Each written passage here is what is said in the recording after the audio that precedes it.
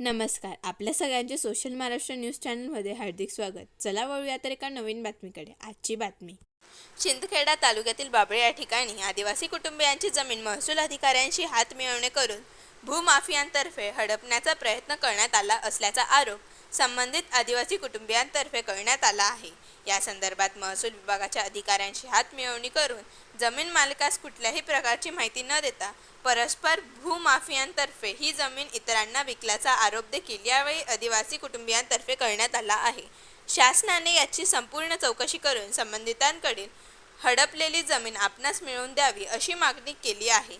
या मागणीचे निवेदन महसूल अधिकाऱ्यांना देण्यात आले असून जर प्रशासनाने याकडे सकारात्मक भूमिका घेऊन कारवाई केली नाही तर जिल्हाधिकारी कार्यालयाच्या बाहेर आत्मदहन करण्याचा इशारा त्रस्त कुटुंबियांनी प्रशासनाला दिला आहे.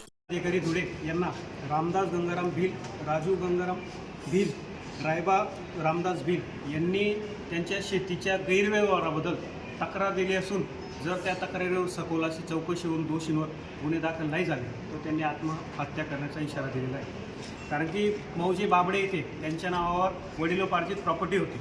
त्या प्रॉपर्टीमध्ये त्यांच्या नावावर अक्षरशः व्हाईटनरच्या सहाय्याने त्यांची नावं कमी करून त्यांना भूमिहीन करण्याचा मोठा पाप महसूलच्या काही अधिकाऱ्यांना मिळून तिथल्यात भूमाफियाने करण्याचं काम केलेलं आहे. तरी त्यांनी माननीय कलेक्टर साहेबांना निवेदन दिले जर या गोष्टीची सखोल चौकशी करून दोषींवर गुन्हे नाही झाले तर आम्ही माननीय जिल्हाधिकारी कार्यालय धुळेच्या समोर आत्मदहन करू असं स्पष्ट सांगतो की तुझी जागा नाही, तुझा काहीच संबंध नाही. असं माझी बेखोली आली आहे, तो बेखोली मला बांधून देत नाही. तिथं मला काही पण करून मला तिथं न्याय मिळाला पाहिजे, बस आईच मला माझी विनंती आहे.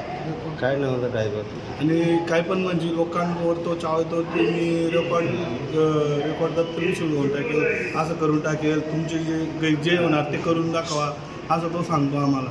प्रशासनाने याची दखल नाही घेतली पुढच्या तुमचं काय आत्मदहन करेल इथं येऊन कलेक्टर ऑफिसला. बातमी आवडल्यास चॅनलला लाईक व सबस्क्राईब करा व दररोज अशा नवनवीन बातम्या पाहण्यासाठी चॅनलला फॉलो करा. धन्यवाद.